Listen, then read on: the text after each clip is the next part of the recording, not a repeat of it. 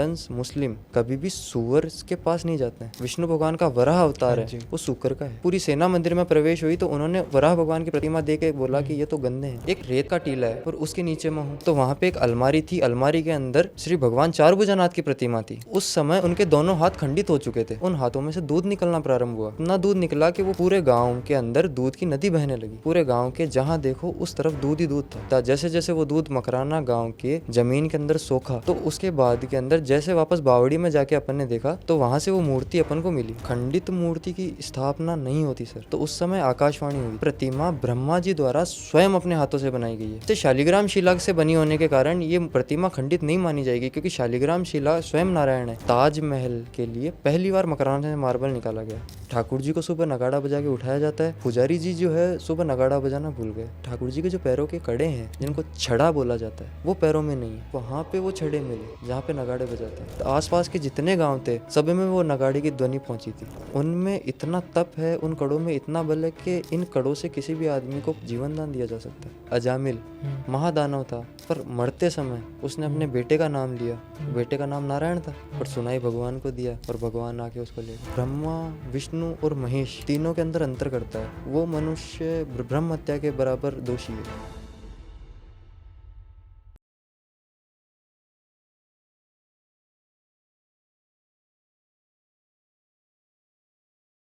जय श्री राम। मेरा नाम है अभिषेक सिंह रजावत और आप देख रहे हैं चर्चा प्रेजेंटेड बाय हिंदू गुरुकुल।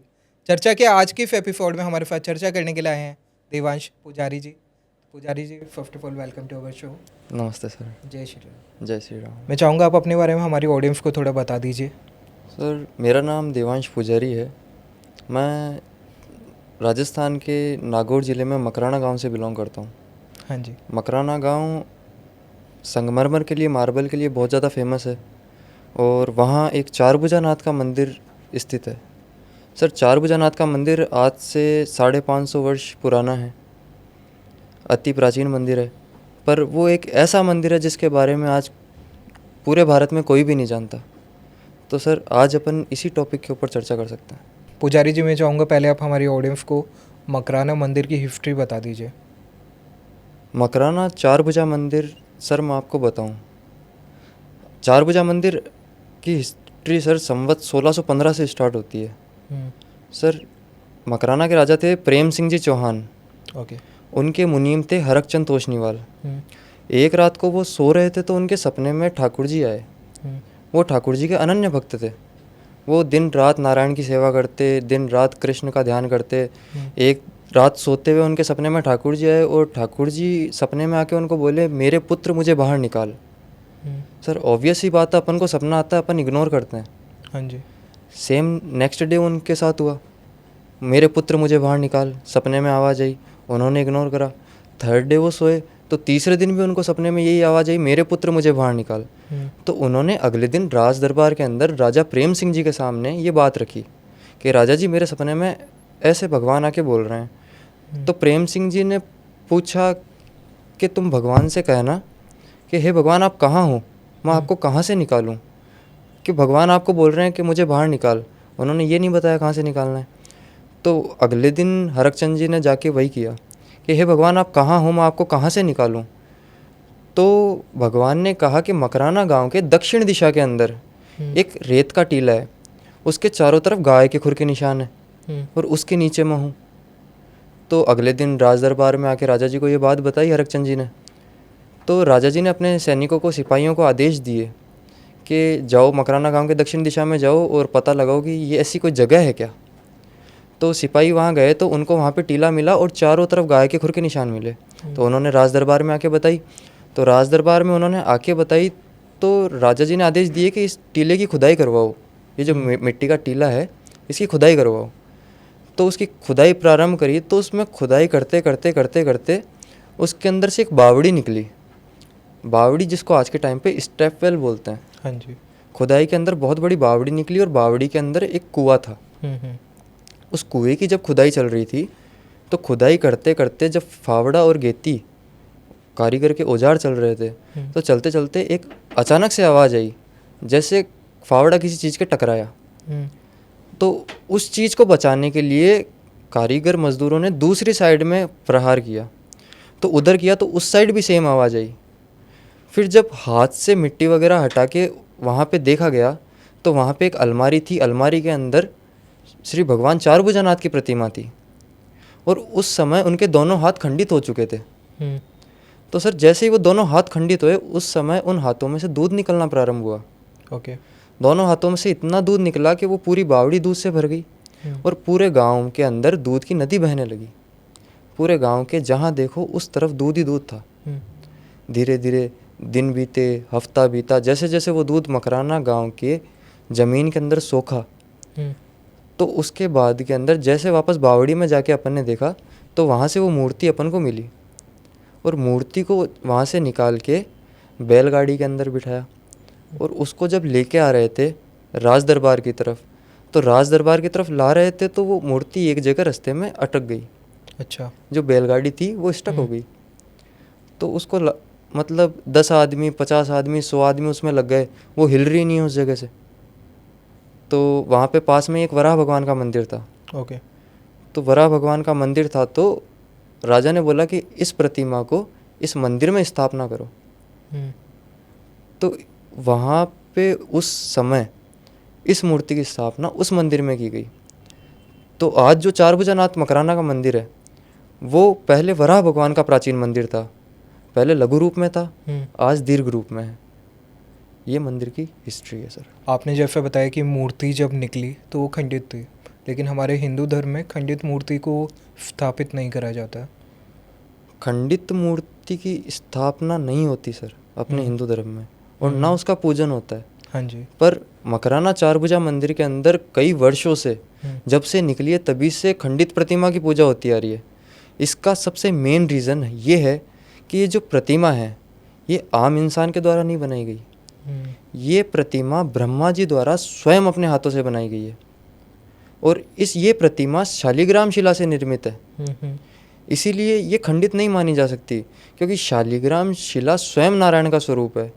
नेपाल के अंदर गंडकी नदी है, उसको वरदान है कि उसके अंदर से जो भी पत्थर निकलेगा वो शालिग्राम है और शालिग्राम साक्षात विष्णु का स्वरूप है। आज अपन अयोध्या में राम मंदिर की बात करें तो अयोध्या में भी आज मूर्ति शालिग्राम शिला की है। तो उसी सेम पत्थर से ये मूर्ति बनी है। इसी रीज़न से शालिग्राम शिला से बनी होने के कारण ये प्रतिमा खंडित नहीं मानी जाएगी क्योंकि शालिग्राम शिला स्वयं नारायण है। अगर उसके 10 टुकड़े भी हो जाते हैं तो उसकी 10 टुकड़ों में पूजा होगी शालिग्राम पत्थर की। वो कभी भी पाषाण नहीं गिना जाएगा, वो नारायण ही माना जाएगा। आपने ऑफ कैमरा हमें बताया था कि मूर्ति जब निकली तो एक आकाशवाणी भी हुई थी, तो आप वो बताना चाहेंगे? सर मूर्ति जब निकली तो मूर्ति निकलने के बाद में आकाशवाणी हुई थी। मतलब जैसे ही हाथ खंडित हुए तब दूध निकलना प्रारंभ हुआ तो उस समय आकाशवाणी हुई थी और आकाशवाणी के अंदर ही ये सारा जो किस्सा है, ये मूर्ति किसने बनाई, कैसे बनाई, किस दौर की है, तो ये जो बातें थी ये उसी आकाशवाणी से अपन को पता चली है सर। अब थोड़ा आगे आते हैं हम, औरंगजेब के टाइम पे आते हैं। औरंगजेब के टाइम पे बोलते हैं कि उसने भी यहाँ पे आक्रमण करा था, तो इनका आपस में क्या लिंक है और अभी क्या आपको इसके बारे में पता है? सर औरंगजेब, आपने बहुत अच्छा टॉपिक चूज़ किया। औरंगजेब अपने हिंदू धर्म के लिए बहुत घातक साबित हुआ था। बिल्कुल। उसने अपने हिंदू धर्म का मैक्सिमम डिस्ट्रक्शन किया जितना अपन देख सकते हैं। इसी मंदिर तोड़ने के सिलसिले में औरंगजेब मकराना भी आया था। उससे पहले शाहजहाँ भी आया था, पर शाहजहाँ मकराना से मार्बल ख़रीदने आया था ताजमहल के लिए। पर उसके बाद औरंगजेब आया। औरंगजेब जब मकराना आया तो उससे पहले पुजारी जी को सूचना मिली कि औरंगजेब मकराना आ रहा है। तो मंदिर के जो पुजारी जी थे वो राज दरबार के अंदर गए, मीटिंग हुई, सारी बातचीत करने के बाद में जो वराह भगवान की प्रतिमा है उसको ठाकुर जी की जगह स्थापित कर दिया गया और जो ठाकुर जी की प्रतिमा है उसको पुनः उसी बावड़ी के अंदर उसी कुएं में छुपा दिया गया। अच्छा। वराह भगवान की प्रतिमा सामने रखने से अपन को फ़ायदा ये मिला कि मोमडन्स मुस्लिम कभी भी सूअर के पास नहीं जाते हैं और अपना जो विष्णु भगवान का वराह अवतार है वो सूकर का है। तो जैसे ही वो मंदिर में प्रवेश हुए, उनकी पूरी सेना मंदिर में प्रवेश हुई, तो उन्होंने वो वराह भगवान की प्रतिमा देख के बोला कि ये तो गंदे हैं, छी, इनको पूजा करने दो। तो इस टाइप से अपन बच गए सर उस टाइम पे। अभी आपने मार्वल का जो है वो जिक्र कराया, वो मार्बल और मकराना में जो चार भुजा मंदिर है आपस में इसका भी कुछ लिंक बताते हैं, तो इसका आपस में क्या लिंक है? सर मकराना, चारभुजा मंदिर और मार्बल, ये दोनों कांस्टेंट है। ओके। मकराना में सर मैंने अभी आपको हिस्ट्री के टाइम पे एक बात बताई थी कि ठाकुर जी के जब दोनों हाथ खंडित हुए तो उनमें से दूध निकला था। संवत 1615, विक्रम संवत 1615, हाँ जी। जिस समय ये मूर्ति निकली थी, उससे पहले मकराना के अंदर सर आप विकिपीडिया वगैरह कुछ भी खोल के देखिए, लाइमस्टोन था। मकराना के अंदर लाइमस्टोन था, चूना पत्थर था, उसके अलावा कुछ भी नहीं था। पर संवत 1630 के अंदर ताजमहल के लिए पहली बार मकराना से मार्बल निकाला गया। हाँ जी। उस समय वो मार्बल था कैल्शियम। तो ताजमहल का जो मार्बल है वो यहाँ से गया? मकराना से गया वो। ओके। ताजमहल पूरा मकराना मार्बल से बना है। तो सर जैसे जैसे वो ठाकुर जी की प्रतिमा खंडित हुई थी तो वो दूध निकला था। वो दूध जैसे जैसे ज़मीन में बैठा वो लाइमस्टोन के साथ उसने बॉन्ड बनाया, तो सर वो मकराना मार्बल बना। इसीलिए यही रीज़न है कि मकराना मार्बल आज एकदम दूध जैसे कलर का वाइट है। मकराना जो मार्बल है वो एकदम दूधिया कलर का है। और दूसरी चीज़, मकराना मार्बल में 90% कैल्शियम है। ओके। कैल्शियम का सबसे बड़ा सोर्स अपने दूध ही माना जाता है। वो जब दूध धरती के अंदर बैठा, उसने लाइमस्टोन के साथ अपना बॉन्ड बनाया, तब वो मकराना मार्बल बना। इसके मैं आपको बहुत सारे प्रूफ्स भी दूंगा, वो आप अटैच कीजिएगा। मंदिर के कोई चमत्कार जो आप शेयर करना चाहते हो हमारे साथ? सर ठाकुर जी के चमत्कार देखो, मुख्य चमत्कार मैं आपको बताऊं, अपने मकराना चारभुजा मंदिर के अंदर एक परंपरा है। सुबह ब्रह्म मुहूर्त के अंदर रोज़ सुबह नगाड़े का वादन होता है। हाँ जी। सुबह 4 बजे, पौने 4 बजे रोज़ सुबह मंदिर खुलने से पहले नगाड़ा बजाया जाता है। नगाड़े बजाने के 2 रीज़न हैं। एक तो गांव का पर्सनल रीज़न है जो मैं अभी आपको आगे जिक्र करूँगा। दूसरा रीज़न है ठाकुर जी को सुबह नगाड़ा बजा के उठाया जाता है और पूरे गांव में जो सात्विक ध्वनि होती है नगाड़े की, मंगल ध्वनि होती है, उसका वादन किया जाता है। तो ये डेली नियम है एक मंदिर का, मतलब रोज़ नगाड़ा बजना है तो बजना ही है। तो एक समय की बात है सर, पुजारी जी जो है सुबह नगाड़ा बजाना भूल गए। तो हुआ यूँ कि जैसे ही नगाड़ा बजाना भूल गए, नहा धो के पूजा पाठ करके अपने मंदिर के पट खोले तो श्रृंगार के लिए जैसे ही ठाकुर जी के नहलाने के लिए कपड़े उतारे, उनके वस्त्र उतारे, तो पुजारी जी ने ये देखा कि ठाकुर जी के जो पैरों के कड़े हैं, जिनको छड़ा बोला जाता है, वो पैरों में नहीं है। तो दिमाग थोड़ा सा सर कंफ्यूज हो जाता है, जो चीज़ रोज़ जगह पे है वो आज क्यों नहीं है। तो सर वो मिली नहीं। सारे गांव में बात हो गई कि ठाकुर जी के छड़े चोरी हो गए। नेक्स्ट डे जब पुजारी सुबह नगाड़े बजाने गया तो उसको वहाँ पे वो छड़े मिले जहाँ पे नगाड़े बजाते हैं। तो उससे ये साबित हुआ कि उस दिन जब पुजारी नगाड़ा लगाना भूल गया तो ठाकुर जी खुद ऊपर जाके मंदिर के छत पे वो नगाड़े का वादन करके आए। और उस दिन जब नगाड़ा बजा था तो पूरे मकराना के सहित आसपास के जितने गांव थे सब में वो नगाड़े की ध्वनि पहुंची थी। और उसके अलावा मुख्यतः मैं आपको एक चमत्कार बताऊं, बहुत अच्छा चमत्कार है, मेडिकल साइंस से भी जुड़ा हुआ है। हाँ जी। आज के टाइम पे जानने की चीज़ है। सर चारभुजानाथ की जब प्रतिमा प्रकट हुई थी तो उस समय ठाकुर जी के हाथ में 4 कड़े थे, 2 तांबे के थे और 2 चांदी के थे। तो सर वो जब मूर्ति निकली तो उसके साथ कड़े निकले। तो सर जब आकाशवाणी हुई तो उसे ये पता चला कि ये जो कड़े हैं ये कोई साधारण कड़े नहीं है, ये उनमें इतना तप है, उन कड़ों में इतना बल है कि इन कड़ों से किसी भी आदमी को जीवन दान दिया जा सकता है। आज कलयुग है, धीरे धीरे धीरे धीरे धीरे धीरे हर चीज़ का महत्व घट रहा है, पर वो कड़े जो है सर इतनी सात्विक चीज़ है, इतनी अच्छी चीज़ है मेडिकल साइंस के लिए कि पहले जब स्त्रियों में गर्भधारण नहीं होता था तो मंदिर का पुजारी ठाकुर जी की आज्ञा से उन कड़ों को पानी के अंदर धोकर उनमें वैदिक मंत्रों का उच्चारण करके उस जल को महिलाओं को दिया जाता था, तो उनके गर्भधारण में कोई समस्या नहीं आती थी।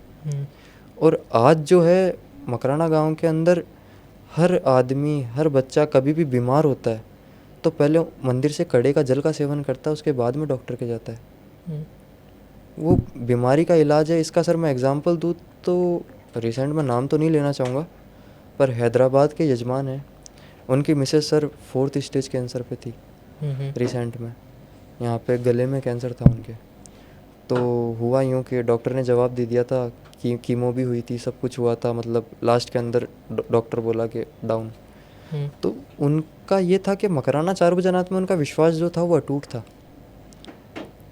उस महिला की एक आदत थी कि मकराना से हर महीने बाय फ्लाइट 2 लीटर कड़े का जल नियम से जाता था उनके पास हैदराबाद। और वो दोनों टाइम जब खाना खाती थी तो वो एक ढक्कन कड़े का जल लेने के बाद में ही खाना खाते थे। हाँ जी। तो इस रीज़न से सर हुआ ये उनके साथ कि जब डॉक्टर ने जवाब दे दिया तो उसके 1.5 महीने बाद में उनके जो बीमारी थी वो जड़ से ख़त्म हो गई। जबकि आपने सुना होगा कि उस बीमारी का आज कोई इलाज नहीं है, कैंसर ऐसी बीमारी है, कैंसर बीमारी का कोई इलाज नहीं है, पर वो लेडी आज भी जिंदा है। आपने ऑफ कैमरा मुझे एक स्टोरी बताया था जिसमें ठाकुर जी एक मिठाई वाले के पास गए थे, तो वो शेयर करना चाहेंगे आप? कि आज से काफ़ी समय पहले एक ठाकुर जी की जो पूजन परंपरा है, पूजन विधि है, पूजन पद्धति है, तो उसमें ठाकुर जी को शाम को संध्या आरती से पहले ग्वाल भोग लगाया जाता है। ग्वाल भोग मतलब जब ठाकुर जी गाय चरा के वापस आते थे कृष्ण भगवान, तो यशोदा मैया उनको मक्खन का भोग लगाती थी। हाँ जी। शाम को उसको ग्वाल भोग कहा जाता है। तो मतलब पूजन पद्धति के अनुसार वो पहले ग्वाल भोग लगता है, उसके बाद में संध्या आरती होती है। तो एक समय हुआ यूँ कि पुजारी जी वो जो ग्वाल भोग लगाना है भूल गए, तो ठाकुर जी की संध्या आरती कर दी, शयन आरती हो गई, ठाकुर जी के पट बंद कर दिए, ठाकुर जी को शयन करा दिया गया। तो उस दिन हुआ यूँ कि जब अगले दिन सुबह पुजारी आया तो ठाकुर जी के जो हाथ का कड़ा था चांदी का, वो पुजारी जी को नहीं मिला। तो जो गांव में जो जैसे जैसे बात चली है कि ठाकुर जी का कड़ा गायब है, चोरी हो गया है कहीं, तो एक मिठाई की दुकान वाला आता है मंदिर के अंदर कि ये है क्या पुजारी जी वो कड़ा? बोले अब ऑब्वियस ही बात है यार, आपकी कोई चीज़ चोरी हो गई, कोई दूसरा बंदा लेके आ रहा है तो आप तो उसी को ब्लेम करोगे ना। हाँ जी। बोले तू चोर है। बोले सर मैं चोर नहीं हूँ। हुआ यूँ कि कल रात को एक छोटा बच्चा आया था 9-10 वर्ष का, बोला कि अंकल मुझे भूख लगी है, कुछ खाने के लिए दे दो। तो मैंने उसको 4 लड्डू दिए। हाँ जी। तो उसने मुझे बदले में ये दे दिया कि मेरे पास पैसे तो नहीं है, या आप रख लो, मैं बाद में पैसे दे के ले जाऊँगा। तो उससे जब ये बात हुई तो जो उससे एक दिन पहले जो पूजा में पुजारी जी नियुक्त थे उनको बुलाया गया, उनसे बैठ के बात की गई, उनसे पूछा गया, तो उन्होंने ये रियलाइज़ किया कि मैं शाम को वो भोग लगाना भूल गया था। और जब ठाकुर जी को भोग नहीं लगाया गया तो ठाकुर जी खुद भोग लगाने के लिए मिठाई की दुकान पर चले गए प्रसाद लेने के लिए। जो सेवा है वो मतलब इस लेवल की है सर। आप मंदिर के मेन पुजारी हैं। हाँ जी। आप वहाँ पे पूजा पाठ पूरे दिन करते हैं। हाँ जी। आपकी दिनचर्या क्या रहती है? सर दिनचर्या मैं मंदिर के बेसिस पे बताऊँ हाँ तो मंदिर के अंदर ठाकुर जी की जो सेवा है वो अस्पर्शता की सेवा है। अस्पर्शता मैं आपको बताऊँ, ये एक संस्कृत शब्द है, संस्कृत का अपरस अस्पर्श, जिसका अपन विच्छेद करें तो अ प्लस स्पर्श, मतलब इस सेवा के अंदर अपन किसी भी चीज़ को स्पर्श नहीं कर सकते, किसी भी चीज़ को अपन टच नहीं कर सकते। ये पवित्रता, सात्विकता, शुद्धता की सेवा होती है और ये पूरे अपने वैष्णव जो संप्रदाय है इसी के अंदर होती है अस्पर्शता की सेवा। तो सर इस सेवा के अंदर क्या होता है, हम ये जो पद्धति फॉलो करते हैं इसका मैं आपको सुबह से लेकर मेरे शाम तक की दिनचर्या बताऊं तो इसके अंदर हमको सुबह 3:30 बजे उठना पड़ता है। 3:30 बजे उठ के हम हमारे जो दैनिक दिनचर्या है, हमारी नित्य कर्म है, उनसे फ्री होते हैं, स्नान करते हैं। स्नान करने के बाद में हम वही वस्त्र धारण करते हैं जो हमने पिछले दिन धो के खुद ने सुखाए थे, उनको कोई टच नहीं कर सकता।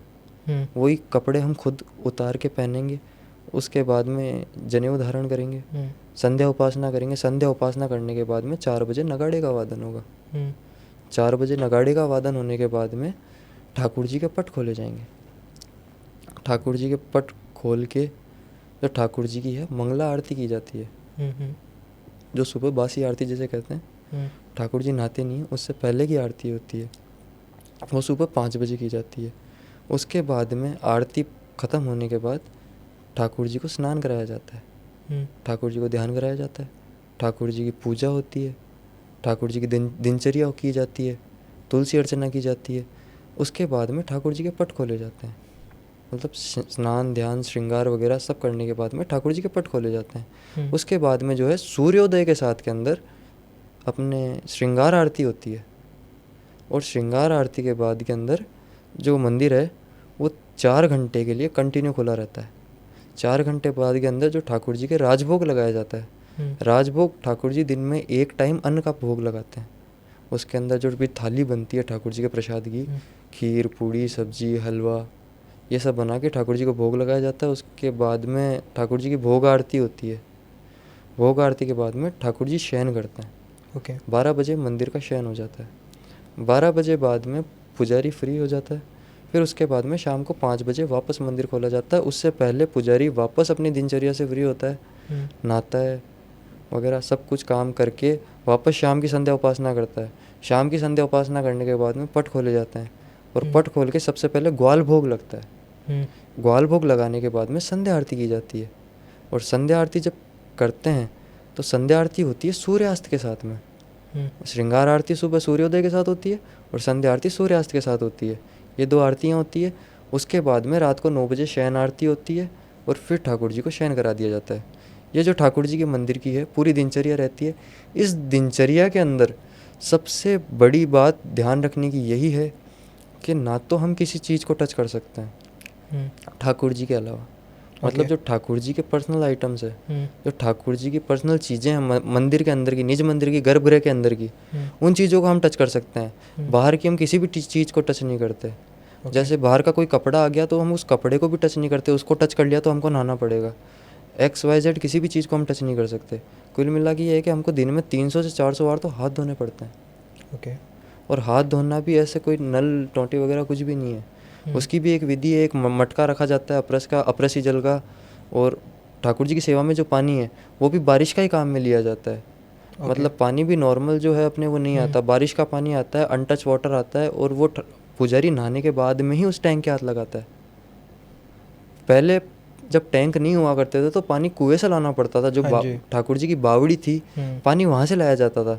पर जब रेन वाटर हार्वेस्टिंग का सिस्टम चला तो मंदिर की जो छत है वहाँ से पूरा वो सिस्टम बनाया गया, और जो बारिश का अनटच वाटर होता है उसको टैंक में स्टोर किया जाता है, और पूरे 12 महीने उसी पानी को काम में लिया जाता है। इसका रीज़न ये तो नहीं है कि राजस्थान में पहले पानी की कमी होती थी? नहीं सर, इसका रीज़न ये नहीं है। इसका रीज़न मैं आपको बताऊं कि जो अपरस की सेवा होती है इसके अंदर सबसे बड़ा रोल पानी का होता है। मतलब हमारे अपरस की सेवा के अंदर नियम ये होता है कि अगर आपने किसी चीज़ को टच कर लिया ना, तो अगर मैं सेवा में हूँ तो मैं उस चीज़ को टच नहीं कर सकता। ओके और एक चीज़ आपने सुनी होगी कि ड्राइनेस में इन्फेक्शन कम फैलता है। हाँ जी। और अगर कोई चीज़ वेट होती है फिर स्वेट के साथ होती है तो वहाँ पे रिएक्शन ज़्यादा होता है।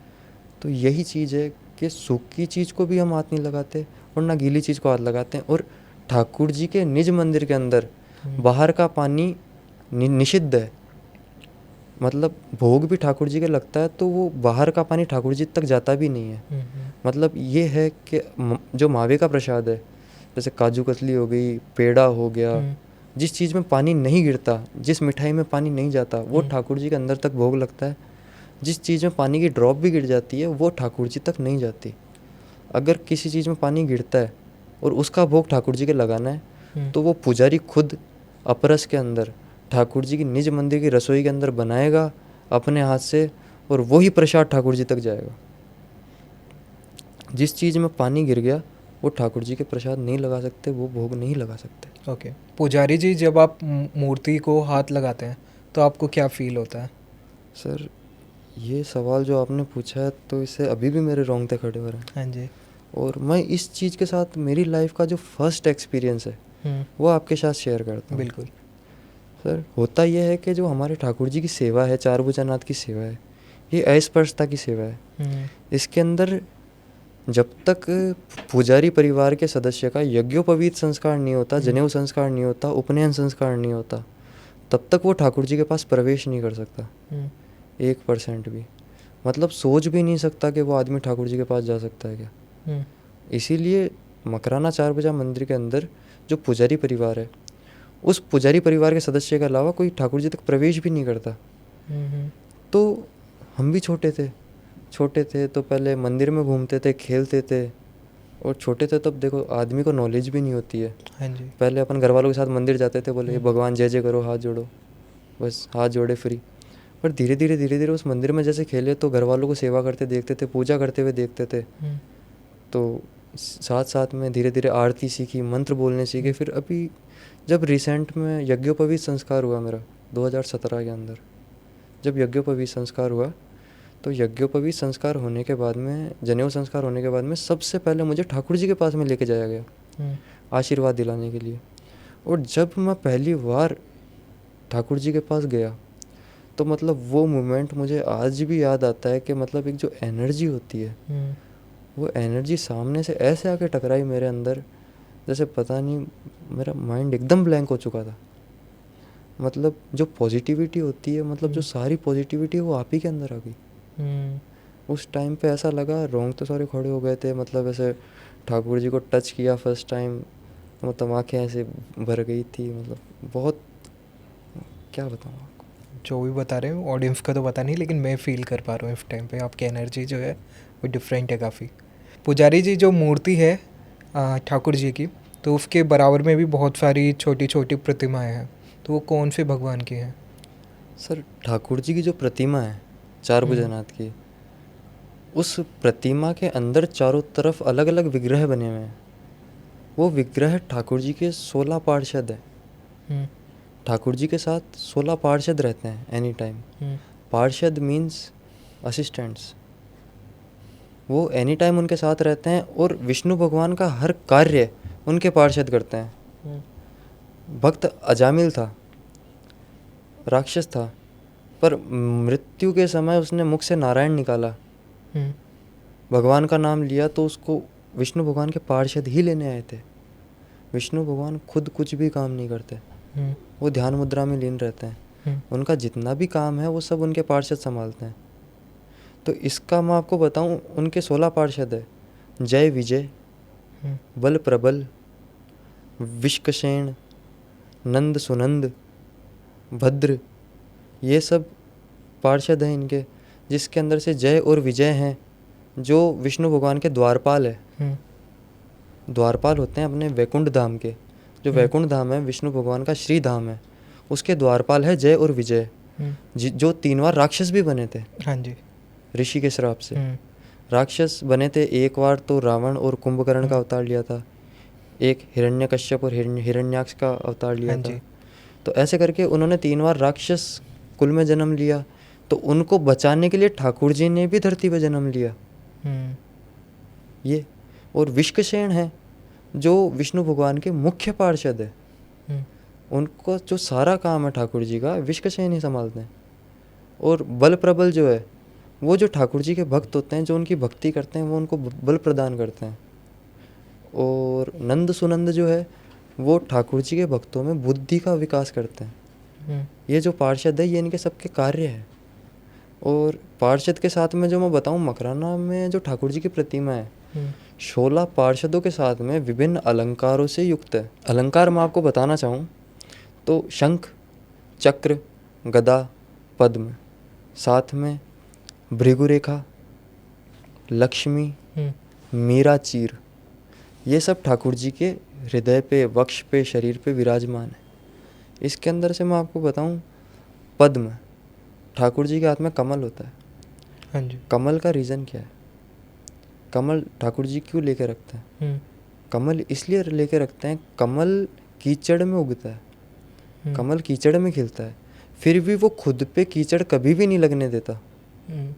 तो ये कमल के थ्रू ठाकुर जी का इंडिकेशन है कि आप जिस समाज में रह रहे हो, आप जिस सोसाइटी में रह रहे हो, वो गंदी है, पर जिस प्रकार से कमल कीचड़ में होने के बाद भी खुद को गंदगी से बचाता है, तो आप भी अपने आप को बचा सकते हो। तो ये ठाकुर जी का गाइडेंस है। और दूसरी चीज़ चक्र, ठाकुर जी के हाथ में एक हाथ में चक्र है, सुदर्शन चक्र, जो भगवान शंकर ने ठाकुर जी को दिया था। हाँ जी। तो सुदर्शन चक्र का मतलब ये है कि सुदर्शन चक्र दूरदर्शिता और दृढ़ संकल्प इसका प्रतीक है। सुदर्शन चक्र अमोघ है। ठाकुर जी ने सुदर्शन चक्र को छोड़ा, विष्णु भगवान ने, कृष्ण भगवान ने, जो टारगेट था वो फोकस्ड था, वो उस टारगेट को मार के आया और वापस ठाकुर जी के हाथ में आ गया। तो ये सुदर्शन चक्र ये सिखाता है कि अपने अंदर इतना दृढ़ संकल्प बनाओ, इतनी दूरदर्शिता लाओ कि आपको कोई भी चीज़ कितनी भी दूर हो वो चीज़ आपको दिखे, और आपने जिस काम को ठान लिया वो काम आप करके ही मानो। शंख जो है लक्ष्मी का प्रतीक है, हाँ जी। वृद्धि का प्रतीक है। शंख धीरे धीरे सीप में बड़ा होता है और लक्ष्मी जी का अति प्रिय है, ठाकुर जी का भी अति प्रिय है। शंख घर में रखने से पैसा, लक्ष्मी हमेशा वास करता है। तो ये जो अलंकार है इसके साथ के अंदर ठाकुर जी का एक मुख्य अलंकार है गदा। गदा ठाकुर जी इसलिए रखते हैं कि हमेशा निर्भय रहो। ठाकुर जी हमेशा निर्भय होने का अभयदान देते हैं कि कभी भी किसी से डरो मत। अगर तुम धर्म के मार्ग पे हो, अगर तुम सत्कर्म के मार्ग पे हो, तो कभी भी तुमको किसी से डरने की ज़रूरत नहीं है। फिर उसके बाद में आता है अपने भृगु रेखा। ठाकुर जी के हृदय पे भृगु रेखा है। जब भृगु जी ने ठाकुर जी के लात मारी थी तो वो घाव ठाकुर जी के आज भी इस मूर्ति पे विद्यमान है। ये सब ठाकुर जी के अलंकार है। और इसके साथ में मैं ठाकुर जी का श्रृंगार आपको बताऊं तो मकराना जो गांव है, मकराना पूरा गांव ठाकुर जी को अपने राजा के रूप से देखता है। ऐसे जैसे राजा होता है तो मकराना में ठाकुर जी को एज ए राजा डिनोट किया जाता है। पूरा जो हिंदू समाज है, पूरा गांव है, मकराना का राजा जो है मतलब ठाकुर जी को मानता है। तो जैसे एक राजा का श्रृंगार किया जाता है अद्भुत तरीके से, विभिन्न रत्नों द्वारा, माणक, पन्ना, हीरा, मोती, सोना, चांदी, गहने वगैरह सब कुछ पहना के ठाकुर जी का श्रृंगार किया जाता है। बढ़िया पोशाक पहनाई जाती है ठाकुर जी को, एक एक चीज़ का ध्यान रखा जाता है श्रृंगार के अंदर, कोई कमी ना रह जाए। जैसे हर जगह एक एक चीज़ का महत्व होता है। जगन्नाथपुरी में प्रसाद का महत्व है, गया जी में दान का महत्व है, द्वारकाधीश में दान का महत्व है। तो मकराना चारभुजा मंदिर के अंदर श्रृंगार का बहुत बड़ा महत्व है। यहाँ पे ठाकुर जी को एज ए राजा डिनोट किया जाता है। तो इनका श्रृंगार जो एक राजा की तरह ही होता है, इनके श्रृंगार में कोई भी कमी नहीं रहती। आपने भी पार्षदों की बात करी, जय विजय की बात करी, एंड उसी से रिलेटेड रावण है। तो रावण को बोलते हैं कि रावण को पहले से ही पता था कि भगवान है श्री राम और वो मारेंगे तो उसे मुक्ति मिलेगी। तो क्या भगवान के हाथों मारने से मुक्ति मिलती है? मुक्ति का कॉन्सेप्ट क्या है, पहले आप ये बता दीजिए। मुक्ति, मुक्ति, मोक्ष। मोक्ष, ये जो अपन बात कर रहे हैं ये बहुत बड़ा टॉपिक है। मुक्ति मैं आपको बताऊं तो कोई बड़ी बात नहीं है। मुक्ति हर आदमी पा सकता है, पर मुक्ति पाने के लिए आदमी को अपने जो कर्म हैं वो खुद सुधारने पड़ेंगे। आप गलत राह पे हो, आप अधर्म की राह पे हो और आप सोचते हो कि आपको मुक्ति मिल जाए, मिल जाएगी, पर आपको भगवान का नित्य स्मरण करना पड़ेगा। आप कर्म करो, सत्कर्म करो, भगवान का हाथ मत छोड़ो, आपको मुक्ति मिलेगी। अजामिल राक्षस था, महादानव था, कितनों को उसने बर्बाद किया, पर मरते समय उसने अपने बेटे का नाम लिया। बेटे का नाम नारायण था, तो नाम बेटे का लिया पर सुनाई भगवान को दिया और भगवान आके उसको ले गए, उसको मुक्ति मिल गई। रावण राक्षस था, मरते हुए श्री राम बोला, मरते हुए श्री राम बोला, मुक्ति। मतलब एक आदमी के दिमाग में एक थिंकिंग होती है, एक थॉट होती है कि मरते हुए तो राम बोलना है। और आपने भी सुना होगा कि भाई मरते हुए मुंह से राम निकल जाता है तो आदमी मुक्ति मिल जाती है। तो मेरे भी मन में ये बात आती है कि यार मरते हुए राम तो कोई भी बोल सकता है, निकलता पर नहीं है। ये चीज़, ये जो वर्ड है ना, आप कितनी कोशिश कर लो ये तभी निकलेगा जब राम चाहेगा। मुख से मरते हुए भगवान का नाम निकलना एक बहुत बड़ी बात होती है, वो हर किसी से निकलती भी नहीं है। तो मुक्ति का सीधा सा कॉन्सेप्ट यही है। अगर आपको मुक्ति चाहिए तो अपने कर्म जो है वो अपने खुद के हाथ से आपको लिखने पड़ेंगे। मतलब किसी के बातों में ना आए, मतलब किसी के कहे आज के टाइम पे जो गुंडागर्दी, दादागिरी चल रही है, अब ये देखते हैं कि आजकल रावण के भी कई भक्त हो रहे हैं। रावण था, हाँ जी, रावण भी बुरा था। तो रावण बुरा था तो उसकी गति क्या हुई लास्ट के अंदर? सदगति हुई या दुर्गति हुई? दुर्गति। दुर्गति हुई। पर दुर्गति होने के बाद में जब उसको श्री राम उसके मुंह से निकला तो उसकी सदगति हो गई, क्योंकि उसको वरदान था, उसको श्राप मिला हुआ था। जय विजय ठाकुर जी के पार्षद है, वो रावण के रूप में आए थे। हाँ जी। तो एक बार उनकी दुर्गति हुई, पर ठाकुर जी के पार्षद होने के नाते उन्होंने अच्छे कर्म करे थे, तो उससे उसकी सदगति हुई। तो अपन मनुष्य हैं, अपन इन सब से नील है, अपन एकदम साधारण है। अपन ये देखते हैं कि अपन पाप करके 1% पाप करके भी अपन मुक्ति पा सकते हैं। नॉट सो पॉसिबल, 1% भी पॉसिबल नहीं है। और एज अ ब्राह्मण मैं ये बोलता हूँ कि हमारे लिए तो बिल्कुल भी नहीं है, क्योंकि आम जनता, आम नागरिक को पाप करने से जितना दंड मिलता है ना, ब्राह्मण को 10 गुना मिलता है, क्योंकि ब्राह्मण को पता रहता है। आज एज ए ब्राह्मण मैं कोई पाप करता हूँ और सेम पाप किसी और ने किया, तो उसको 1 कोड़ा पड़ेगा तो मेरे को 10 पड़ेंगे, क्योंकि मेरा काम है उसको सुधारने का, पर मैं उसको सुधारने की बजाय वो काम मैं खुद कर रहा हूँ। अब जो हमारे टॉपिक है वो बेसिकली मेरे दिमाग में एक क्वेश्चन आ रहा है, समुद्र मंथन, विष्णु जी से रिलेटेड बात कर रहे हैं हम। तो समुद्र मंथन जो हुआ था तो उसमें फिर लक्ष्मी जी निकली थी, वो विष्णु जी को मिली थी। तो लेकिन ये पूरा जो दुनिया है, पूरा यूनिवर्स है, ये विष्णु जी का ही है, तो वो समुद्र भी उन्हीं का है, तो उसमें फिर उनको कैसे वो निकल के मिल सकती हैं, या उनके पास पहले ही थी? सर, ये आपने जो मेरे को क्वेश्चन पूछा है, ये बहुत अच्छा क्वेश्चन है। इसका सर मैं सबसे पहली लाइन तो एक ही कहना चाहूँगा, हरि अनंत, हरि कथा अनंता। इसका सबसे बड़ा एग्जाम्पल मैं आपको देता हूँ। समुद्र मंथन हुआ, समुद्र मंथन में से लक्ष्मी निकली। लक्ष्मी जी के लिए देवता और दानव दोनों युद्ध करते रहे, बिल्कुल। पर विष्णु भगवान आए, उनको जयमाला पहना के ले गए। क्या उससे पहले विष्णु भगवान के पास में लक्ष्मी जी नहीं थी? थी या नहीं थी? मैंने पूछा है आपसे। उससे पहले भी लक्ष्मी उनके पास थी। इसका मैं एग्जांपल देता हूँ। भगवान शिव जी की शादी हुई थी, शिव जी की शादी में सबसे पहले गणेश जी का पूजन हुआ था। हाँ जी। क्या रीज़न निकला सर इसका? इसका मतलब यही है कि जो देवी देवता हैं, जो भी भगवान हैं, उनकी लीलाएं अनंत है। वो अनादिकाल से सनकादिक ऋषि मुनियों से भी पहले के हैं वो, और उनकी लीलाएं 1000 बार चलती है। पता नहीं कितनी बार वो लीलाएं रिपीट हो गई। आज अपन बोलते हैं कि मनुष्य इतने जन्म लेता है, 7 जन्म लेता है, 10 जन्म लेता है, 20 जन्म लेता है।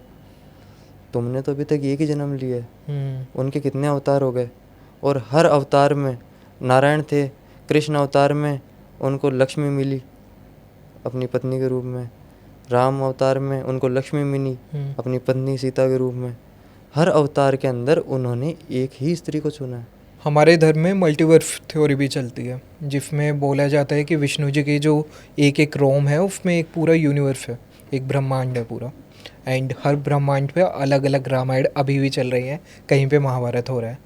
तो ये भी हो सकता है कि किसी यूनिवर्स में माता लक्ष्मी पहले से प्राप्त हुई हो, किसी में बाद में हुई हो, अलग अलग चीज़ों में अलग अलग लिखा गया हो। सर, ब्रह्मा, विष्णु और जो महेश है, ये तीनों एक ही है अपने हिंदू धर्म के अंदर।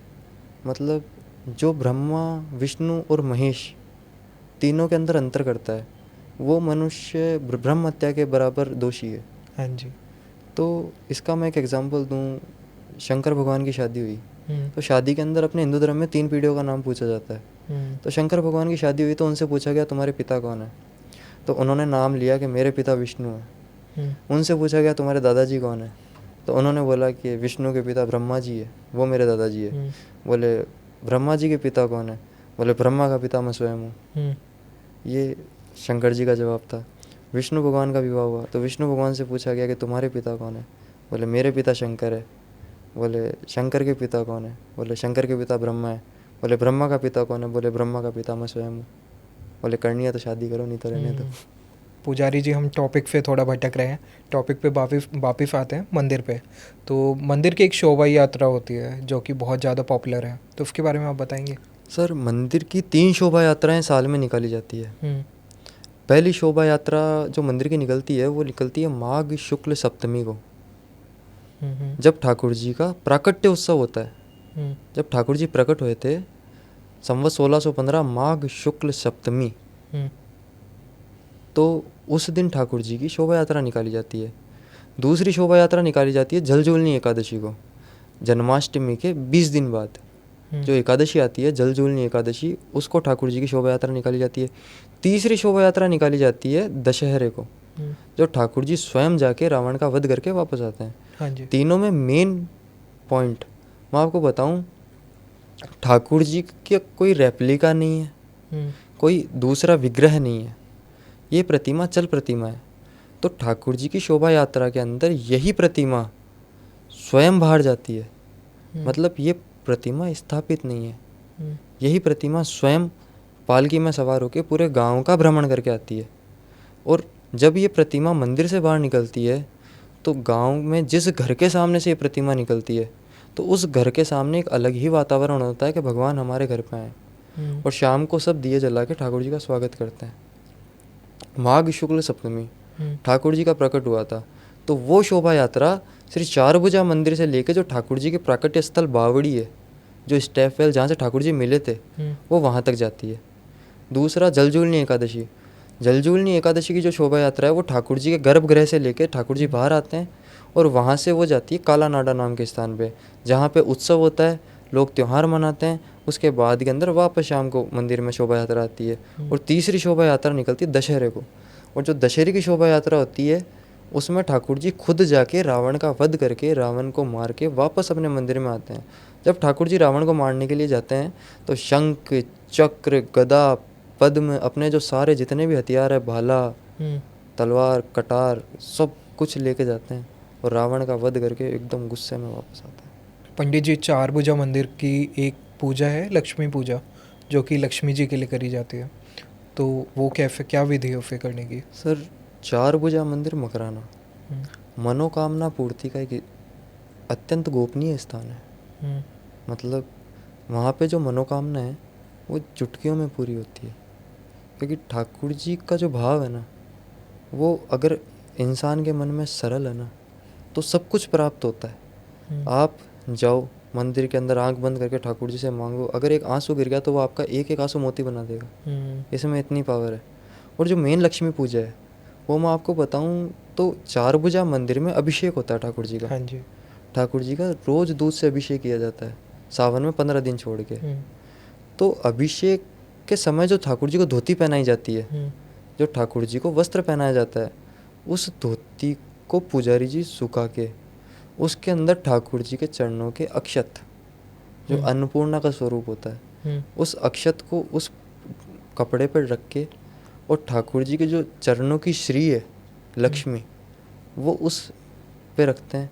और जो ठाकुर जी के चरणों का चंदन होता है वो लगा के भक्त को एक पोटली बना के दिया जाता है।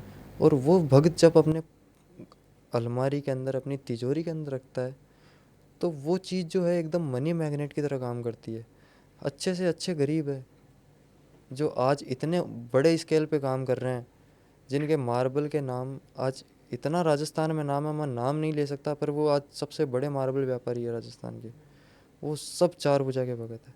पुजारी जी, जो मंदिर में भगवान जी का जो भोग लगता है राजभोग, तो उसकी क्या विधि है? कौन बनाता है? कैसे लगता है? राजभोग, राजभोग ठाकुर जी को दिन में एक समय लगाया जाता है दोपहर के अंदर, जिसको अपन लंच कहते हैं। और उस समय ठाकुर जी को एक एक चीज़ जिस प्यार के साथ परोसी जाती है वो कोई साधारण भक्त की इच्छा रह जाती है। पुजारी स्वयं अस्पर्शता के अंदर सबसे पहले अस्पर्श का पानी लेके आता है, उसके बाद में उस अस्पर्श के पानी से सारा जो मंदिर की जो रसोई है उसको धोता है। धोने के बाद के अंदर एक एक चीज़ साफ़ करी जाती है। साफ़ करने के बाद के अंदर रसोई के दोनों गेट अंदर से बंद किए जाते हैं और वो एकदम गोपनीय तरीके से बनाया जाता है। मान्यता है कि राजभोग बनाते समय किसी भी बाहरी व्यक्ति की नज़र अगर उस राजभोग पे पड़ जाए तो वो राजभोग व्यर्थ है, वो ठाकुर जी स्वीकार नहीं करते। इसीलिए पुजारी खुद मुंह पे कपड़ा बांध के एकदम विधि विधान के साथ उस प्रसाद को तैयार करता है और उसको एकदम राजा की तरह थाल में सजाकर और उसको ठाकुर जी तक लेके जाया जाता है। और लेके जाने वाले समय उस मार्ग के अंदर चींटी भी रास्ता क्रॉस नहीं कर सकती। एकदम साफ़ सफाई झाड़ू पोछा होने के बाद में पूरा रास्ता साफ़ किया जाता है, उस पर गंगा जल का छींटा देके फिर बाद में किचन से लेके मंदिर के अंदर तक लेके जाया जाता है। इसके अंदर अपने हलवा, पूड़ी, खीर, सब्जी, चावल इत्यादि कई व्यंजन बनते हैं और रोज़ के अलग अलग तरह के व्यंजन बनते हैं। अगर किसी भक्त अगर कोई करवाना चाहता है, मतलब जैसे बाहर का पानी ठाकुर जी के भोग नहीं लगता, अगर किसी भक्त की इच्छा होती है कि राजभोग हमको भी करवाना है, तो वो मंदिर में पुजारी जी से संपर्क करता है, तो वो राजभोग उसकी तरफ से लग सकता है। पुजारी जी, मंदिर में पूजा करने तो सभी जाते हैं, लेकिन हर किसी को पूजा करने की विधि नहीं पता होती है। तो एक ठीक तरीका क्या है, विधि क्या है मंदिर में पूजा करने की? मंदिर में पूजा करने की विधि, हाँ जी। पूजा करने की विधि सबसे पहले कोई सा भी आप मंदिर लीजिए, कृष्ण भगवान का मंदिर है, विष्णु भगवान का मंदिर है, राम भगवान का मंदिर है, तो हर जगह आपने देखा होगा कि मंदिर के चारों तरफ छोटे छोटे मंदिर बने हुए होते हैं। हाँ जी। जो चार भुजा मंदिर के अंदर है, चार भुजा की मेन प्रतिमा है। प्रतिमा के पास में अन्नपूर्णा जी, वराह भगवान, बालाजी, दक्षिण दिशा में शंकर भगवान, गरुड़ जी, इन सब की मूर्तियाँ हैं एग्जाम्पल। तो मंदिर में पूजा करने की सबसे पहली विधि ये है कि जो आसपास में मूर्तियाँ हैं सबसे पहले उनका दर्शन किया जाए, उसके बाद में ठाकुर जी तक पहुँचा जाए।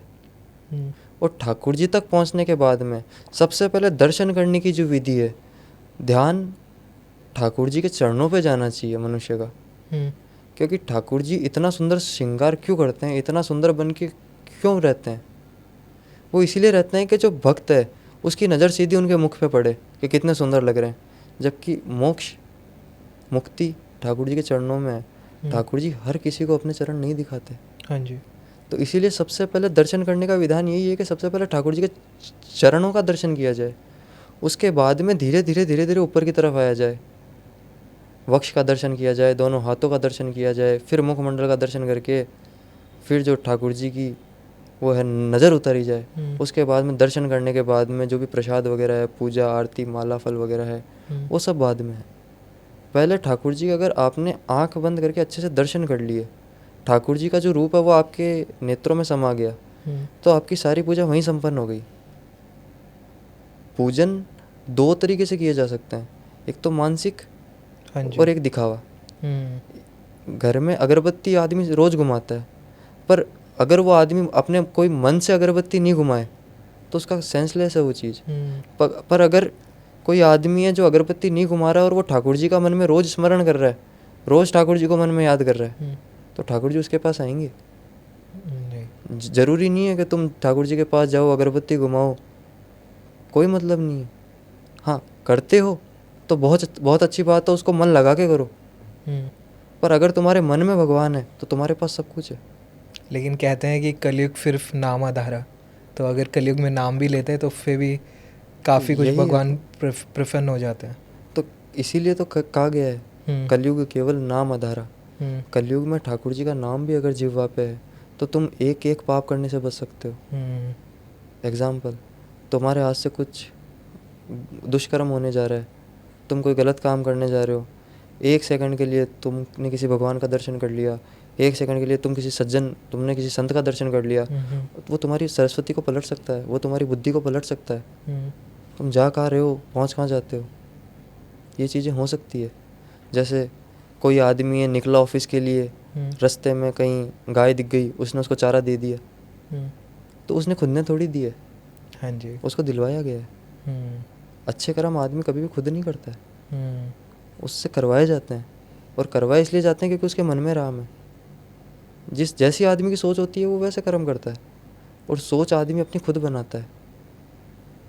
मंदिर में एंटर करने से पहले कोई प्रिकॉशंस लेनी चाहिए कि आने से पहले हमें कुछ करके जाना चाहिए, या कोई आपने अभी बताया कि ध्यान लगाते हैं अंदर जाके, तो ध्यान लगाते हुए कोई मंत्र वगैरह कुछ उच्चारण करने के लिए कोई मंत्र? मंदिर के अंदर प्रवेश करने से पहले हाँ जी, सबसे बड़ी चीज़ है कि आप मंदिर के अंदर जब प्रवेश कर रहे हो सबसे पहले अपने जूते चप्पल उतारिए। उतारने के बाद में जो मंदिर का द्वार है, अपनी जो भी मोह माया है उसको मंदिर के गेट पे त्याग के आओ। मैं और कुछ नहीं बोल रहा, मैं ये नहीं बोल रहा कि आप मंदिर में जाओ तो पैसे लेके जाओ, मैं ये नहीं बोल रहा आप मंदिर में जाओ तो ये लेके जाओ, प्रसाद लेके जाओ, फूल माला लेके जाओ। आप मंदिर में जाओ तो आपके अंदर जो भी पाप है, जो भी बुरे काम है, उसको मंदिर के गेट पे छोड़ के जाओ। मन को एकदम खाली करके लेके जाओ, दिल को एकदम साफ करके लेके जाओ, और उस साफ दिल से भगवान को एक बार देख के आ जाओ। सब काम इंसान का हो जाता है। ज़रूरी नहीं है कि वो मंदिर में जाके वहाँ पे लाख रुपए का छत्र चढ़ाए। अगर उसके पास 1 रुपया भी है ना, तो भगवान उसी में भी खुश है, क्योंकि उसका मन साफ है। और मंत्र की बात अपन करें तो हर देवी देवता का अपना मंत्र होता है। हर आदमी का इष्ट अलग होता है। हर आदमी का जो देवी देवता है मानने का वो अलग होता है। कोई बालाजी को मानता है, कोई विष्णु को मानता है, कोई शंकर को मानता है।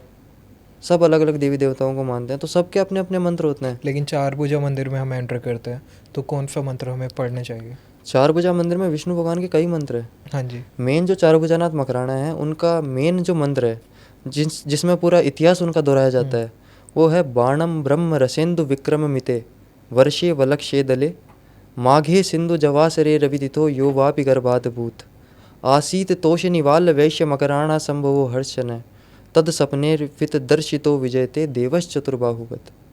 इस श्लोक के अंदर ठाकुर जी का पूरा इतिहास है। इस श्लोक के अंदर ठाकुर जी का पूरा इतिहास है। इसके अलावा विष्णु भगवान का जो मंत्र है, शांताकारम भुजग शयनम पद्मनाभम सुरेशम विश्वाधारम गगन सदिशम मेघवर्णम शुभांगम लक्ष्मीकांतम कमल नयनम योग विद्यानगम्यम वंदे विष्णु भयहरम सर्वलोकैकनाथम। ये है शशंक चक्रम शक्रीट कुंडलम सपीत वस्त्रम सरसीरुहेक्षणम सहार वक्षस्थल कौस्तुभम श्रियम नमा विष्णु शिरसा चतुर्भुजम। पंडित जी, आजकल स्विच वर्ड जो हैं वो बहुत चल रहे हैं। स्विच वर्ड में लोग पता नहीं क्या क्या आजकल बताते हैं, और वो बाहर के हैं सारे, लेकिन उनको ये नहीं पता कि हमारे धर्म में भी काफ़ी सारे मंत्र हैं जो लक्ष्मी प्राप्ति या फिर घर की सुख शांति वगैरह के लिए होते हैं। तो मैं चाहूँगा कि कोई मंत्र जो लक्ष्मी प्राप्ति के लिए हो वो आप पहले बता दीजिए। लक्ष्मी प्राप्ति, इस समस्या से आज हर कोई आदमी परेशान है। हाँ जी। हर गरीब आदमी यही सोचता है कि मेरे पास पैसा आ जाए। पर इसका एक अचूक उपाय मैं आपको बताऊं। कमलगट्टा होता है, 108 कमलगट्टे की माला ले लो, और कमलगट्टे की माला से मैं आपको एक मंत्र बताने जा रहा हूँ। उस मंत्र का रोज 108 बार जाप करो। मैं लिख के देता हूँ। 11 एकादशी के अंदर लक्ष्मी आपके पास आएगी। ओके। 11 एकादशी तक कंटिन्यू, 1 साल में 11 महीने कंटिन्यू इस मंत्र का जाप करो रोज 108 बार। लक्ष्मी आपके पास खुद चल के आएगी। मंत्र है ओम श्रीम ह्रीम श्रीम कमले कमलालय प्रसीद प्रसीद ओम श्रीम ह्रीम श्रीम महालक्ष्मी नमः। यह मंत्र है। इसका जाप अगर आदमी कंटिन्यू 1 साल तक 11 महीने कमलगट्टे की माला से इसका जप करता है, लक्ष्मी जी के सामने घी का दीपक जला के रोज 108 की एक माला करता है, तो उस आदमी को लक्ष्मी प्राप्त करने से कोई भी नहीं रोक सकता। घर में सुख शांति के लिए कोई मंत्र?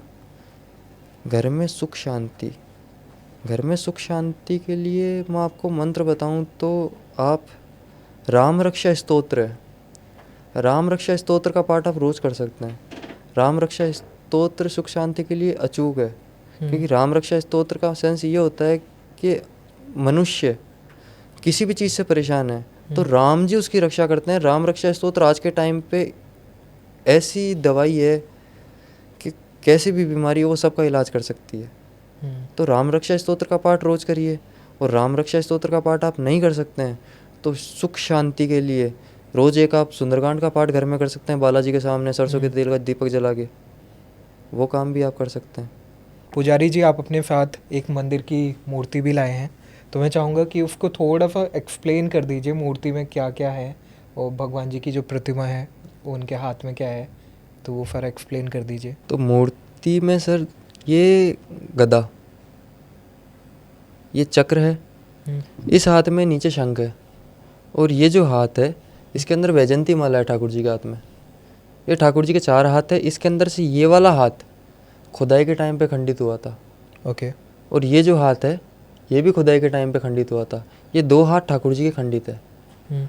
और ठाकुर जी की जो प्रतिमा है इसके अंदर दिखाई नहीं दे रहा, पर इसके अंदर इस यहाँ से लेके ये पूरी प्रतिमा के अंदर ठाकुर जी के पार्षद अलंकृत है। ओके। जो मेन जो प्रतिमा है उसको आप डिस्प्ले कीजिएगा, उसके हाँ अंदर जी। ठाकुर जी के जो जितने 16 पार्षद है हम्म, वो पार्षद विराजमान है। यहाँ पे ये जो हिस्सा है ये आपको डायमंड दिख रहा है, हाँ जी। इसके नीचे छोटे से लड्डू गोपाल की प्रतिमा है, हम्म, और यहाँ पे ठाकुर जी के भृगु रेखा है, इस जगह मीरा चीर भी है।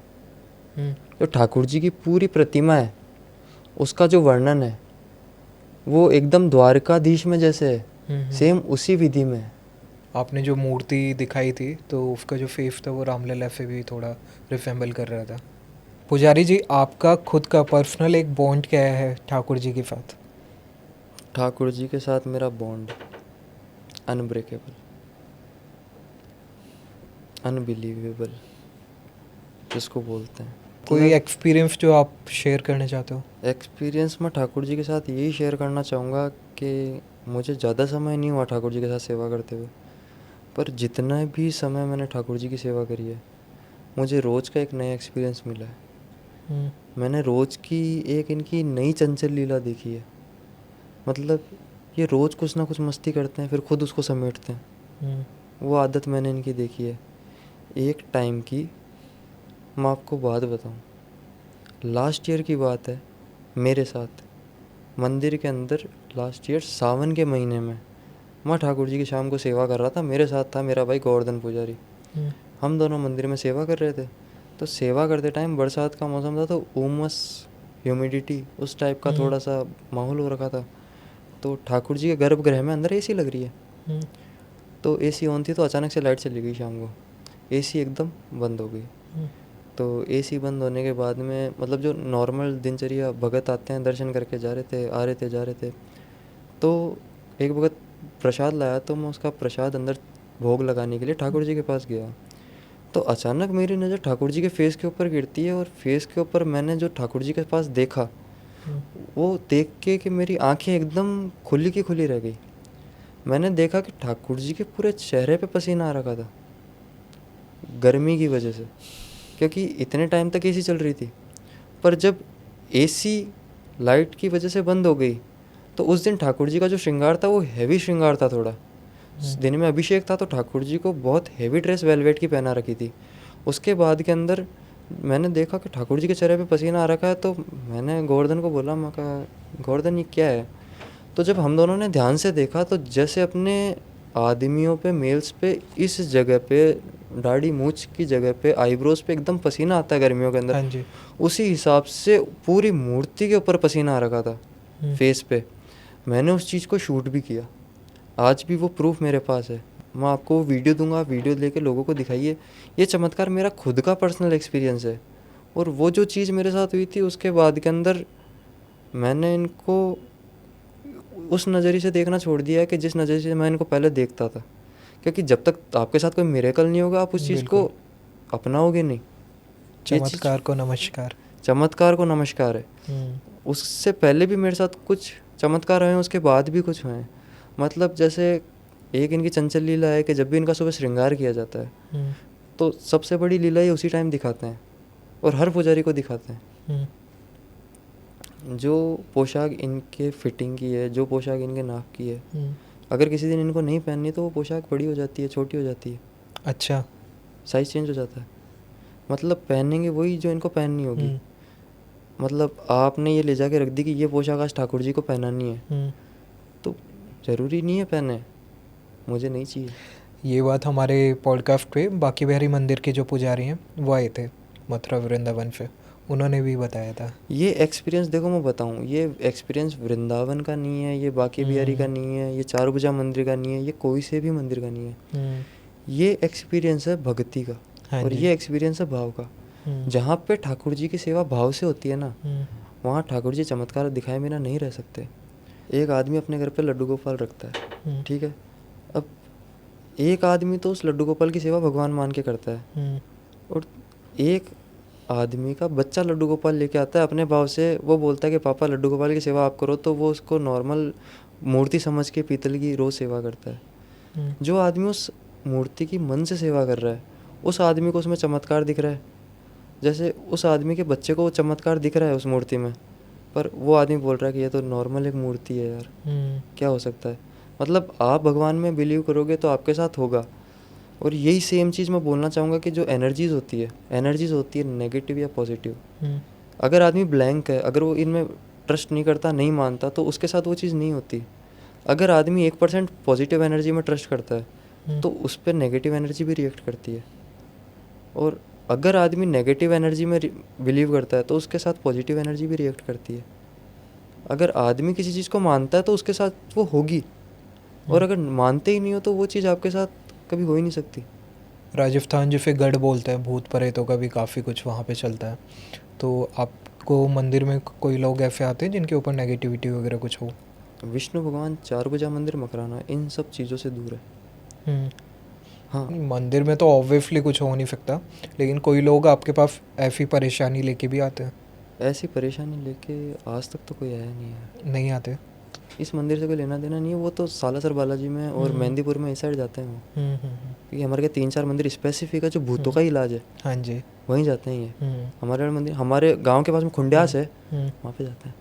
कोई एक्सपीरियंस हुआ है आपका इस टाइप का? क्योंकि मुझे पहली बार कोई राजस्थानी मेरे पॉडकास्ट पे है, एंड बोला जाता है कि एक्सपीरियंस मिला है मेरे को, मेहंदीपुर बालाजी का एक्सपीरियंस दे सकता हूँ मैं। अच्छा। मैं एक एनर्जी का आपको एग्जांपल देता हूँ जो मेरे साथ मेरी लाइफ के अंदर हुआ है। एक 2 साल पहले की बात है, मैं गया था मेहंदीपुर बालाजी, राजस्थान के दौसा के पास में स्थान है मेहंदीपुर बालाजी, जहाँ भूत प्रेत शक्तियों का इलाज होता है। बालाजी का मंदिर है, वहाँ हाँ पे जी। प्रेतराज सरकार की पूजा होती है। तो एक बार, मैं पहली बार ही गया था मेरी ज़िंदगी में, और एक ही बार गया हूँ आज तक। मैं मंदिर में गया तो मैं दर्शन के लिए आगे खड़ा हुआ। मैं दर्शन के लिए खड़ा हुआ, मेरे पीछे भीड़ थी। ऑब्वियसली बात है, मंदिर के अंदर दर्शन में भीड़ में आप खड़े ही रहते हाँ हो। जी। तो मैं दर्शन के लिए हाथ जोड़ के खड़ा था, तो पीछे से एक हंसने की आवाज़ आती है। मैं पीछे घूम के देखा तो वो नॉर्मल थी लेडी। वापस पीछे हंसने की आवाज़ आई तो मैं वापस घूम के देखा, वो नॉर्मल फेस में थी। पर अचानक से पता नहीं क्या हुआ, उस लेडी ने ऐसे हाथ आगे करा स्पीड के अंदर, वो मेरे लगा पीछे। मेरे को दर्द हुआ, मैंने पीछे घूम के देखा तो उस लेडी के सारे बाल आगे, और उस लड़की की आंखें ऊपर चढ़ी हुई, एकदम लाल। मैं पीछे देखा तो यार ऑब्वियस ही बात है, आदमी के साथ ऐसी घटित हो जाए तो क्या करेगा। और फिर बाद के अंदर मैं देख के मैं हनुमान चालीसा का पाठ करने लग गया, मैं बालाजी का ध्यान लगाने लगा। तो वो पीछे से होता, वो जैसे जकड़ता है ना, वो मेरा हाथ पकड़ने की कोशिश कर रही है पीछे से। तो मैंने बोला यार इसको छुड़वाओ कैसे भी करके। तो मेरे साथ में मेरा भाई था, तो उसने हाथ पकड़ के उसको छुड़वाने की कोशिश करी, तो उसने उसका भी हाथ पकड़ लिया, और हाथ छोड़ के वो मेरे पैर पकड़ ली। और पैर पकड़ के वो एकदम ऐसे जैसे नॉर्मल होती है ना, नॉर्मलाइज, उस टाइप के अंदर। जैसे ही वो उस ग्राउंड पे टच हुई तो वो एकदम नॉर्मलाइज हो गई। उसने कुछ भी नहीं किया, उसने छोड़ दिया। फिर मैं वहाँ से निकल गया, तो उसके बाद के अंदर फिर उसको वहाँ पे एडमिट भी किया गया मेहंदीपुर बालाजी के अंदर। तो वहाँ पे एक बार मेरे साथ ये एक्सपीरियंस हुआ है, और एक बार मेरे भाई के साथ ये एक्सपीरियंस हुआ है। मेहंदीपुर बालाजी का बोलते हैं कि वहाँ पे अगर जाते हैं तो पीछे मुड़ के नहीं देखा जाता है, तो मे बी ये भी शायद रीज़न हो। मेहंदीपुर जो बालाजी है वहाँ पे पीछे मुड़ के नहीं देखा जाता। पीछे मुड़ के उस मंदिर में नहीं देखा जाता जहाँ पे नेगेटिव एनर्जी रहती है। कोई सा भी ऐसा मंदिर जहाँ पे नेगेटिव एनर्जी है, उस मंदिर में पीछे मुड़ के कभी भी नहीं देखना चाहिए। उसका रीज़न ये है कि जैसे अपने बनारस में काल भैरव मंदिर बहुत बड़ा मंदिर है, अपने भैरव जी का मंदिर हो गया राजस्थान में, मेहंदीपुर बालाजी का मंदिर हो गया, जहाँ पे भी नेगेटिव एनर्जीज़ है वहाँ पे पीछे मुड़ के इसलिए नहीं देखा जाता क्योंकि अगर ऐसा मानते हैं कि आदमी अगर पीछे मुड़ के उस जगह पे देखता है तो वो एनर्जी उसके साथ हो जाती है, अट्रैक्ट हो जाती है और पीछे साथ में चल देती है। इसीलिए वहाँ का प्रसाद भी आदमी वहीं ख़त्म करके आता है, साथ में लेके भी नहीं आता। क्योंकि अपने हिंदू धर्म में मिथ है कि अगर आप मीठा लेके चलते हो, कि जिस भी मंदिर में नेगेटिव एनर्जी होती है तो वहाँ का प्रसाद जो है वो नहीं लाया जाता। और अपने हिंदू धर्म के अंदर एक मिथ भी है कि रात को मीठा लेके नहीं निकलना चाहिए। अब कई लोग जो नेगेटिव एनर्जी में बिलीव करते हैं उनके साथ वो घटना होती है कि वो मीठा लेके निकलते हैं तो उनके पीछे कोई एनर्जी लग जाती है। और कोई आदमी मेरे जैसा है, वो नहीं मानता नेगेटिव एनर्जीज़ के अंदर। अभी मैं रात को मीठा लेके निकलता हूँ, मेरे को कुछ फील भी नहीं होता। और कई है जो लेके निकल जाते हैं तो उनको ऐसे पता नहीं अजीब अजीब सा फील होने लग जाता है, वो घबराहट सी हो जाती है उनको। पुजारी जी, जो मकराना है, मकराना में बोला जाता है कि पहले के टाइम पे मोमडन जो पॉपुलेशन है वो 75% थी और उससे पहले और भी कम थी, एंड आज की डेट में वहाँ 90% हो गई है और हिंदू जो है वो काफ़ी कम बचे हैं। तो इसके पीछे क्या हुआ है, क्या वहाँ पे, और एक बार पहले दंगे भी हुए हैं, तो मैं चाहूँगा कि आप थोड़ा बताइए। सर मोमडन की पॉपुलेशन उनकी इंक्रीज़ अपन नहीं कह सकते। मतलब जो मेन चीज़ अपन कह सकते हैं वो ये है कि भाई पहले मकराना मार्बल मार्केट था। एक टाइम पे मकराना का अलग हो रहा था। वर्ल्ड के अंदर फेमस आज भी मकराना का मार्बल यूनेस्को में वर्ल्ड हेरिटेज में आता है। पर जो मकराना मार्बल मार्केट है वो शिफ्ट हो चुका है किशनगढ़, मकराना से 90 किलोमीटर दूर। तो जो मकराना के जितने भी हिंदू व्यापारी थे, पहले लगभग माइंस हिंदुओं की थी, तो वो हिंदू व्यापारी जो हैं वो किशनगढ़ शिफ्ट हो चुके हैं काम धंधे के सिलसिले में। तो पीछे जो स्पेस खाली बचा वो उन्होंने कवर अप करा। तो ठीक है, एक पॉपुलेशन इंक्रीजिंग का रीज़न ये है।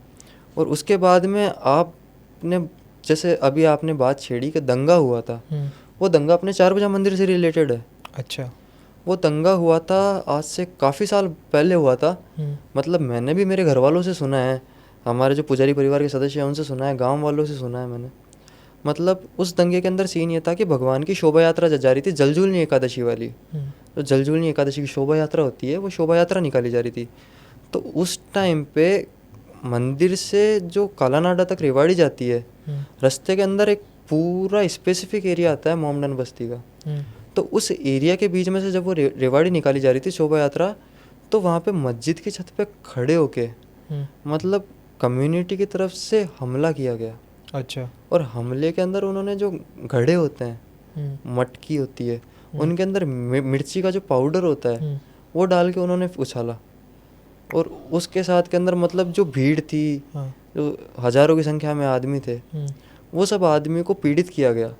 और फिर वहाँ से जो पत्थरबाजी की गई, फिर उसके बाद के अंदर ये समाचार जैसे ही जोधपुर पहुँचे, पहले मेनगढ़ जोधपुर था, तो जोधपुर के राजा, जोधपुर राज, वहाँ से उन्होंने सेना की टुकड़ी भेजी थी। ओके। उस टुकड़ी के सपोर्ट से जो मकराना में वो दंगा है वो नियंत्रण किया गया था। ओके। तो ये दंगा आज से काफ़ी पुराना है, पर ये दंगा अपने मंदिर की भूमिका में बहुत अहम हिस्सा निभाता है। इतना बड़ा कांड हो गया उसके बाद में भी, लेकिन हिंदू जो है वो पॉपुलेशन अभी भी कम हो रहा है। तो ये तो हमारे हिंदू भाइयों को कंसर्न करने वाला टॉपिक है और सोचना चाहिए इसके ऊपर। वो तो है ही सर। ऑलराइट पुजारी जी, हम आज का जो हमारा पॉडकास्ट है यहीं पे रैप अप करते हैं।